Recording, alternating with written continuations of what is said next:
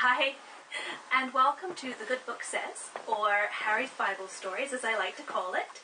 First, a little bit about me. I'm Harri. I grew up in a very religious family, so I read the Bible from when I was probably about 6, which was when I started reading. I read the Old Testament a lot. I read the Old Testament a disturbing amount, and Revelation. I liked me some Revelation as a child. Don't ask. I had a weird imagination. I just kind of like the idea of those monsters that kind of look like locusts with lions' faces. It was an interesting amalgamation in my head. I kept on trying to think, what would that look like in real life? So, I have since left the arms of the church, and I've found that a lot of my friends don't really know the actual stories in the Bible. And there are some amazing stories in there. Some really good stories. So this is me telling you what the good book actually says. And we're going to start with a real riot. I like to call it Loki and Thor's lentil fight. Or you might know them, if you know a little bit about the Bible, more Jacob and Esau. Now, let us start off with our patriarch. This patriarch is Isaac. He's the son of Abraham. You know the three patriarchs, Abraham, Isaac, Jacob.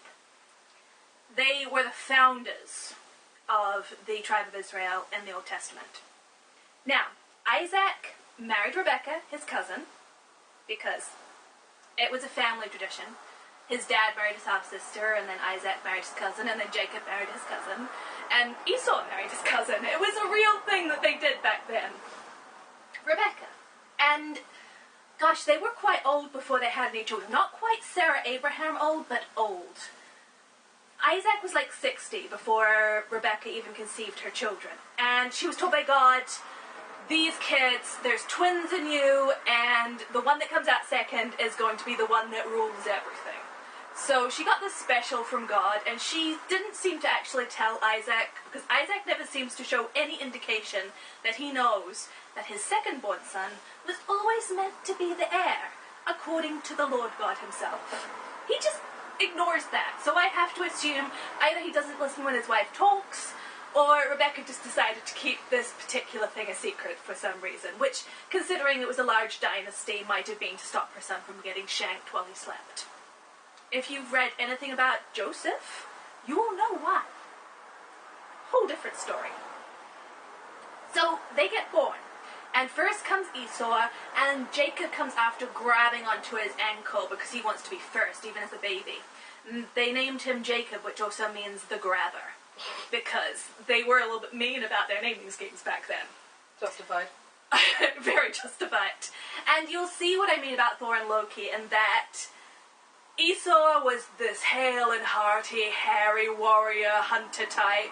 His dad's favorite. He went out there and he hunted and he did things and he was active and everyone loved him and he had 2 wives.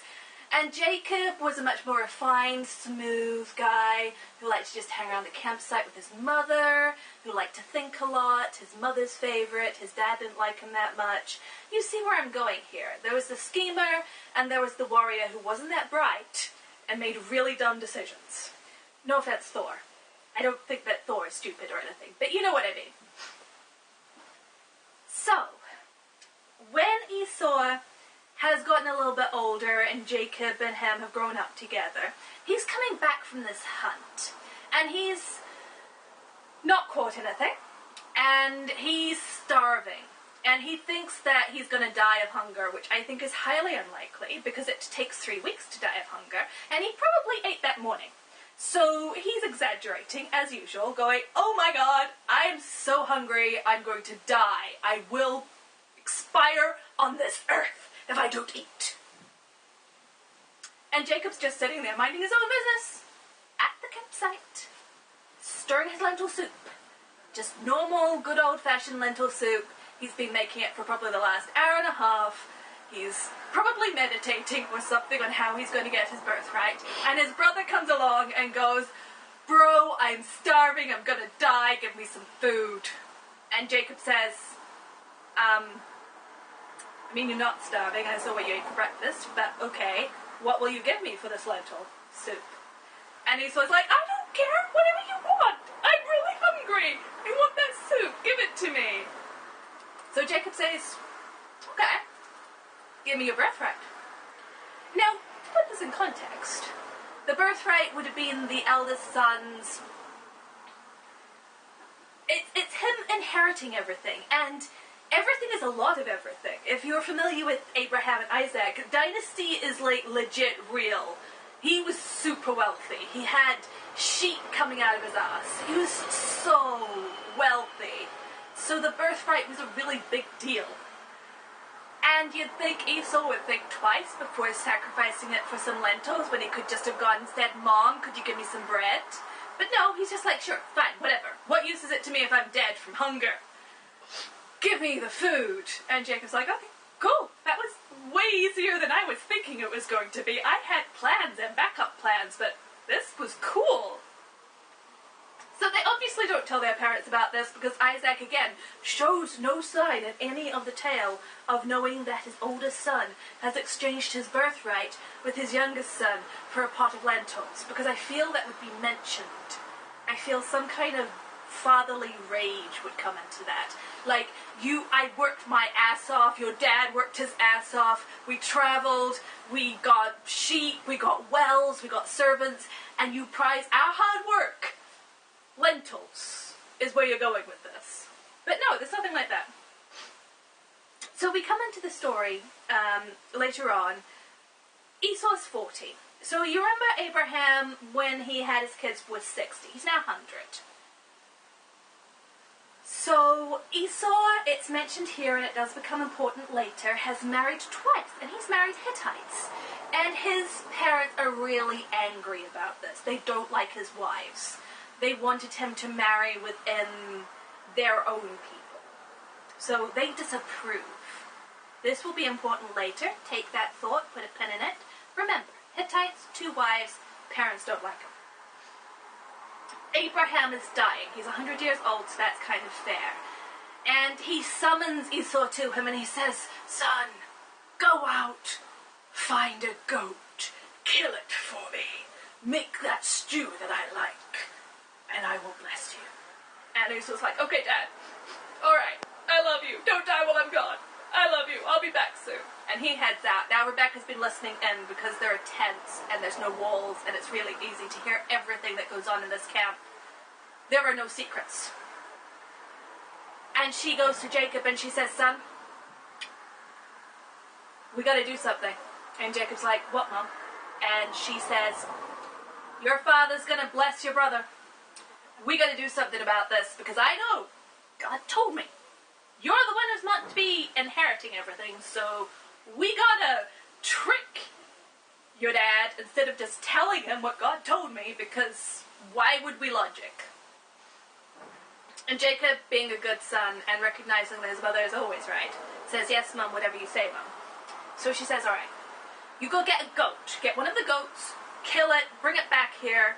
We'll take its skin. We'll make some stew that your dad likes. I know how to make that. I've been making it for years, 100 of them. Well, not quite, but, near enough. It feels like it some days. And you can take it in and pretend to be your brother. And Jacob's like, what the heck, Mom?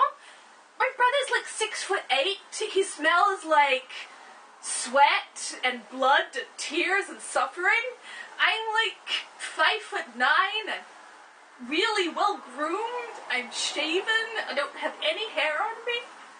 Why do you think Dad would mistake us for each other? Esau sounds like he's a thunderclap in a tin pot in a canyon when he talks. And I've got like this sweet melodious voice. I'm really not sure that this will work. But his mother's like, no. You go, you get that goat, you do what I tell you. So he does. He goes and kills a goat. She mixes stew that her husband likes. She takes a goat skin, and I feel that she really should have taken some treated goat skin, because this is a goat skin of a newly killed goat. It's going to be tacky. It's going to smell. But she takes that goat skin, and she ties it on Jacob's arms, and his hand, and his chest. Maybe that's what Esau smelled like. Maybe Esau, well, he did smell like blood and death and suffering, so, well, there you go. she put it all up his arms and down his chest so he would be hairy like his brother, and she took one of Esau's old jerseys and put it on him, and she said, okay, here's the stew, you go in there, you pretend to be your brother. And Jacob's like, okay, I don't think this is gonna work, but okay, Mom. So he goes into his father's tent. His father is near expiring. He's there on the pallet bed, and he says, who's there? Because he's gotten very weak eyesight towards his later years. And Jacob kind of clears his throat, goes, it's me, Esau, her. Booyah. How about that hunting, eh? He's not very good at this. And Isaac's like, I don't think that's Esau. That doesn't sound like you, my son. Come closer. Come closer. Like that wolf in Little Red Riding Hood. And Jacob comes closer. Isaac reaches out and rubs his arms down his son's chest and arms. That's hairy. It's hairy like Esau is. I'm a little concerned that Esau's hair feels like goatskin and hair because that's harsh, and his poor wives. But okay. And then Isaac says, you smell like Esau, you feel like Esau, but you sound like Jacob. 2 out of 3. It's fine. He eats his food. And then he says, blessed be you, my son. You will be in charge of everything. You will be Lord of everything. And he doesn't mention names, because this is very convenient, because if he had said, blessed be you, Esau, my son, none of this would have worked. Because apparently God's plan kind of really depended on this trickery going through, so no names were mentioned. So Jacob's like, cool, thanks, Dad. Heads out real fast, because he can hear Esau coming back. Esau comes back. He's killed like wild goats. He's made stew. His wife's made it, but he's not going to tell his dad that. And he comes in, and he says, Dad, I've brought you that stew. And Isaac's like, what? You what now? We just did this. Otherwise, I'm having some really strong deja vu going on, because I'm pretty sure we've been through this before. And Esau says, no, I just got back from hunting you the wild goat you asked for. And Isaac says, holy shit, who did I bless? Your brother done tricked us good, son. So Esau is standing there going, what about my blessing? Now, interesting side note here, it turns out that in the Bible you can only give one blessing. You only get one. You only get the one. Because Isaac goes, well, nope, the blessing's all gone. Sorry, gave it to Jacob. Couldn't bless you in a slightly different way or about something slightly different. In the end, he does say, well, Esau, you're going to be your brother's servant, and you're going to have to fight for him. But eventually you'll free yourself. Yeah? That's good. Right? So Esau is really angry. He leaves that tent and he goes, when my dad dies, I'm going to kill my brother. Because you got to wait till your father's dead before you can kill your brother. It's common knowledge. Only good manners. Rebecca hears this because, as I have aforementioned, tents are very thin, and nobody should really be having secrets in this camp because it doesn't work. Rebecca has sharp hearing. She can tell. She knows everything that's going down. And she goes to Isaac and she says, well, honey, wasn't that a surprise? Jacob doing something like that. He must be really acting out. We should send him to get married. It would really upset me should he marry a Hittite like Esau did. That would be bad. And Isaac's like, I guess. And she's like, it would break my heart. More Hittites in this family. You should send him to my brother Laban, where he can marry one of his cousins, like you did. Like, what was good for his father was good for his father's father. Should be good enough for him, unlike his brother. And Isaac's like, okay, all right, fine. And he summons Jacob, and he says, all right, Jacob, you go to your uncle Laban and you marry one of your cousins. And don't you come back for a while, because what you did was very, very bad. So Jacob leaves. Esau hears about this, and his takeaway which is what I'm going to end today on, was, oh my god, my parents don't like my wives. I guess I'll go marry Isaac's brother's Ishmael's daughter so that I've married my cousin too. Because we seem to have this thing for marrying cousins in this family. So Esau's takeaway was, well, the two wives I've married aren't pleasing my parents, so I'll just marry my cousin, it'll make it all better. And that's where we're going to end today, because Jacob then goes off to marry two women and have a whole bunch of children with women and concubines and trick his uncle out of a bunch of sheep through very dubious shepherding practices that I'm pretty sure scientifically don't work. Like, if you put branches in front of a sheep's eyes, does it become stripy over one generation? I feel that seems unlikely. So we'll go into that next time. And for this time out, I feel we've got some lessons we should really take away from here. First of all, if you're ever in an argument with your family members about what you should be inheriting from a will, do a bake-off. The one of you that bakes the most delicious food, you should get the thing, because apparently that's how they did it in the Bible. Secondly, if you want to murder a sibling, wait until your parents are dead. Then it's fine. It's good manners. Really is. It's just honorable. Thirdly, if your parents don't like your spousal partner, marry a second one or a third one. Nobody can stop you. Marry as many as you like. That's the only way to finally get to one that they like. So that's all from me today. Remember, it's in the Bible. It's what the good book says, so it must be true.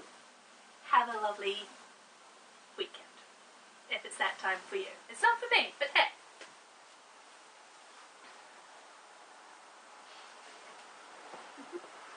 You're so cute. Yeah. Get it, I guess, you get it to your computer? Yeah, I guess.